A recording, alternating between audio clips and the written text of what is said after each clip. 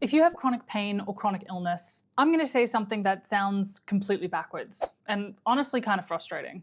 You can't wait for your pain to feel better before you let yourself feel better, because feeling better is actually what makes the pain change. Let me explain.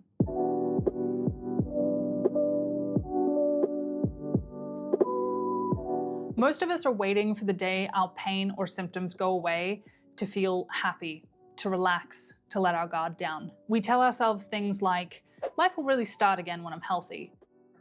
I'll feel like myself once this pain is gone. And emotionally, even logically, that makes complete sense. But the cruel catch-22 of it is, as long as your mind is programmed to, I can't be okay until this changes, your nervous system is going to stay on high alert. It's going to keep scanning, bracing, and problem solving, which ironically and annoyingly keeps the pain going. So we have to find a way to tell our brains that we are safe before it will turn the pain down. And the easiest way to feel safer is to feel better emotionally. I will get more into exactly what that means in just a minute. It's counterintuitive and kind of unfair, but it does work. And understanding this is what opens the door to relief. And just to be super clear, I'm talking here about chronic pain and long-standing symptoms where structural causes have already been investigated. Acute pain, new symptoms, or red flags always need medical evaluation first. Let's talk about why feeling better has to come first. Chronic pain and illness symptoms aren't just physical. They're the result of the brain interpreting danger. And when the brain senses danger, it does what it's designed to do. It becomes protective, vigilant, focused on fixing the problem. But this turns into a vicious cycle when the brain decides that the pain it created is now the threat that it needs to solve. So if all of your attention is going into monitoring the pain, trying to get rid of the pain, waiting for the pain to improve, your nervous system never gets the message that things are okay enough to stand down. The symptoms are real, but the danger is being misinterpreted, so the alarm stays on. One of my favorite researchers and authors in this field is Dr. Howard Schubiner. In an article for Psychology Today, he wrote, "Many people feel that their brain has betrayed them by giving them such pain. But in actuality, their brain is trying to protect them from what it perceives to be a dangerous situation." This isn't a mindset failure. It's not because you've done anything wrong. It's just how the system works. I could go much deeper into the science of why this happens, and I probably will in another video. But for now, I'll leave some resources in the description below if you want to learn more about this, and I'll link any future videos I make on the topic below. But for now, the science isn't the most important part. What matters is how we relate to this information in real life and how we use it to help ourselves feel better. When I say feel better, I do not mean feeling happy, being positive, or pretending everything's fine. This isn't about toxic positivity or pretending.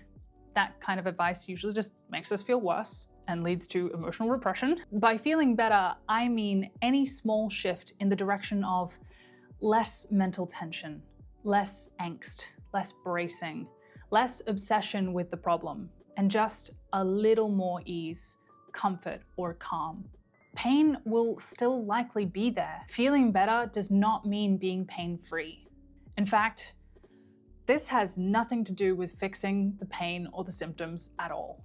You'll know you're on the right track, not because your symptoms disappear, but because your mind relaxes. Pain reduction is not the measurement here. The moment this turns into another fixing project, you've missed the point. And I learned that the hard way. Many, many times. Learning to be agendaless takes a lot of practice and self-awareness. It's amazing the mental gymnastics we will try to switch back into fixing mode. But that's okay. Just keep coming back to using your emotions as your compass. It took me a very, very long time to get this. For years, I put healing my skin above everything else. I sacrificed my mental and emotional health in the pursuit of a cure, and I never found it. Not because I didn't try, I tried everything. But for all the years that I stayed focused on fixing the problem never got better. It wasn't until I more or less gave up on healing and focused instead on being happier, calmer, and less stressed, that things actually started to change. At the time, I didn't have resources like Dr. Howard Schubiner. I didn't understand the brain or pain science, but circumstances basically forced me to put my emotional and mental health first for the first time since the beginning of my illness. And thank God I stuck with it, because the results that I got from taking this sort of backwards approach was the only thing that worked. It took a lot of focus not to slip back into fixing mode, and maybe even a bit of a leap of faith in the beginning. But once feeling better emotionally started leading to feeling better physically, I never looked back. So I want to share what that looked like for me and what now works for my clients. But I need to be really clear that these are just examples. They're not instructions, they're not a formula. The point isn't what you do, it's how you feel while you're doing it. Early on, most of the mental relief that I found had absolutely nothing to do with feeling better about my body at all. One of the biggest things that I did was making very simple lists of things that I liked. Nothing profound, nothing inspirational, just things like, I like this couch. This is a great cup of tea. The sun feels really nice coming through the window. Ha! Gay! The point of it wasn't to practice gratitude, though that was often a nice side effect. The point was to shift my attention to something that wasn't threatening, something simple and safe. And I would know if I was on the right track when I paid attention to how I felt. Did my mind soften even a little? Sometimes I'd spend all afternoon doing this, especially when I was too sick to do anything else. Sometimes I'd just do it for 5 minutes, just enough that I could feel the shift. Coziness and comfort helped a lot as well. Putting effort into my environment. Lamps instead of harsh lighting, a reading nook, a cozy bedtime routine, just making my world more pleasant to exist in. It's a lot easier to relax when your environment is set up for it. I also took my attention off my body whenever I possibly could, especially at night when my symptoms would get worse with nothing to distract me.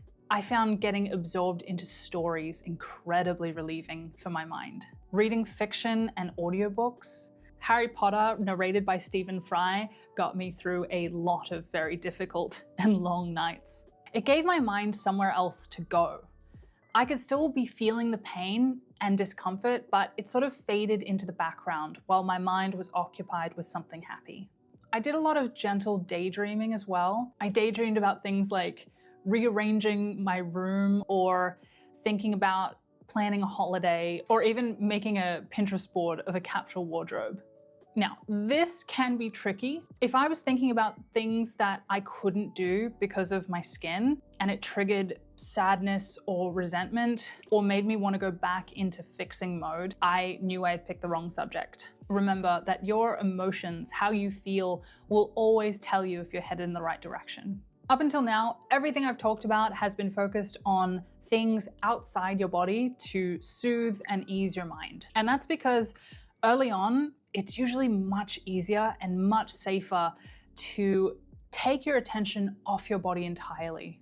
Your body is going to probably be the most challenging subject in your life if you have chronic pain or chronic illness. Trying to work with it directly too early is like trying to bench your body weight before you've even touched an empty bar. I didn't start consciously even trying to appreciate or feel better about my body for a really long time. And when I did, it was very, very gentle. One of the things I started with was making lists of things that did work. I'd write things down like, I have nice eyebrows. My bones are strong. My knees move smoothly. My lungs do their job really well. It sounds really dumb when I say it out loud, but it did help. And importantly, I listed nothing to do with my skin and nothing to do with my pain. I paid very close attention to how I felt.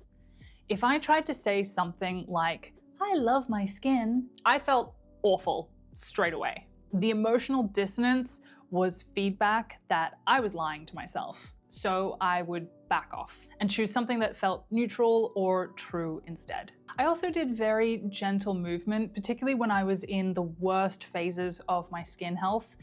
I couldn't exercise, I couldn't do any physical therapy. There were times that I couldn't even walk outside. So moving with my eyes closed was the most movement I would get some days. And it was just about enjoying the movement of my body.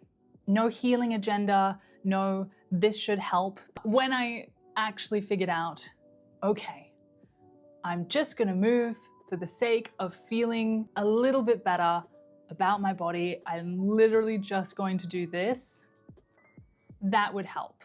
And this would be something that I would do only on my good days, as in only on the days that I didn't actively hate my body that day. On bad days, I didn't try and work with my body in order to feel better, basically at all. When you're actively in pain or feeling really unhappy with your body, trying to focus on your body and make yourself feel better about it will probably backfire. And that's why you can't really make a plan for this.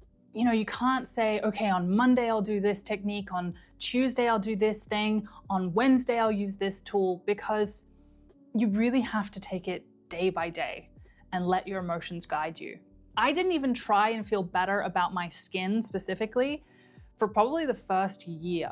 Not because it wasn't improving, but because I knew that bringing my attention, even with a positive intent, to the thing that I feared most would pull me straight back into monitoring and trying to control. That took me a long time to learn, but once I committed to the direction of feeling better and staying firm about not getting pulled off course, the results were undeniable.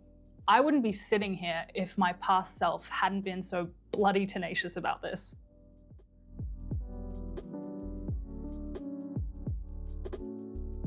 Now, this is where some much needed nuance and balance comes in. Negative emotions will come up.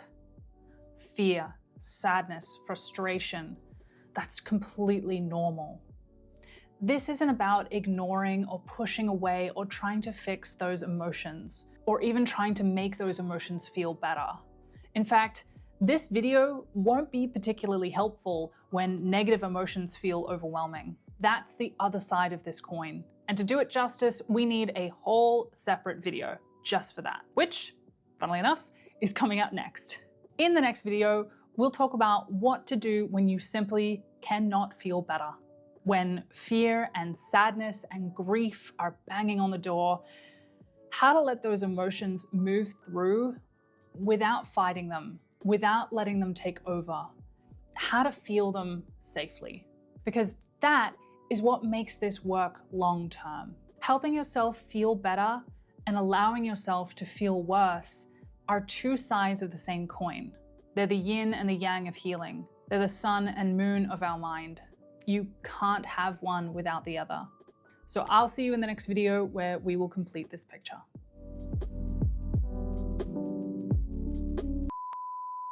The yang to the yin, the sun to the moon, the black to the white, the light to dark, the brunette to blonde. What other things are opposite? Come on, surely I can think of more things than that. The Batman to Robin. No, that's terrible. To part two, to the Batmobile. There will be no costume change.